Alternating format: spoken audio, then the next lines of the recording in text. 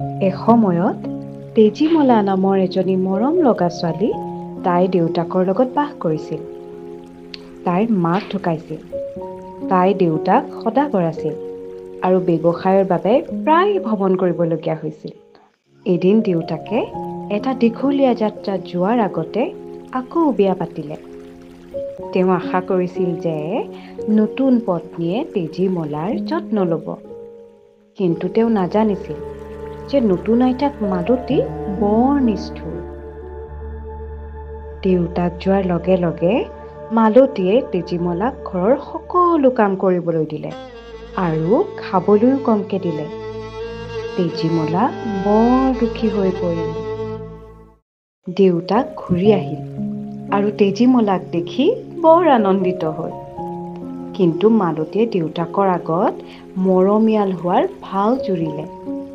দেউতাকে আকৌ এটা দীঘলীয়া যাত্ৰাত যাবলগীয়া হ'ল। দেউতাক যোৱাৰ লগে লগে মালতীৰ নিষ্ঠুৰতা আকৌ ঘূৰি আহিল।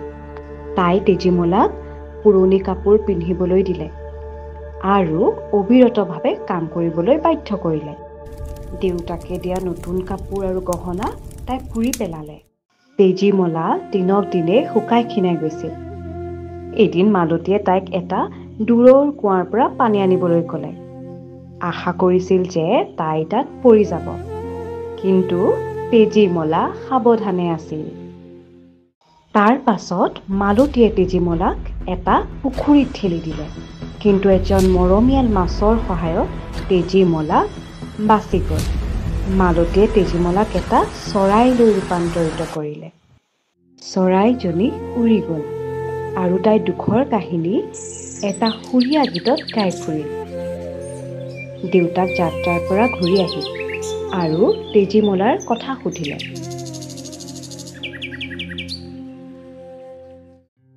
মালতীয়ে মিছা ক'লে যে তেজীমলা পলাই গৈছে।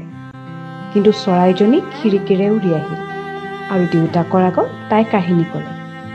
দেউতাকে তেজীমলাৰ মাক চিনি পালে আৰু বৰ দুখী হ'ল। দেউতাকে মালতীৰ লগত মুখামুখি হ'ল আৰু তাই নিজৰ দুষ্ট কামবোৰ স্বীকাৰ কৰিলে। দেউতাকে মালতীক কঠোৰ শাস্তি দিলে। এজন জ্ঞানী ঋষিৰ সহায়ত তেজীমলা আকৌ মানুহৰ ৰূপ পালে। তেজীমলা আৰু তাইৰ দেউতাক সদাগৰ সুখ মনেৰে বাস কৰিবলৈ ধৰিলে। তেওঁলোকে বুজি পাইছিল যে মৰম আৰু দয়া সদায় জয়ী হয়।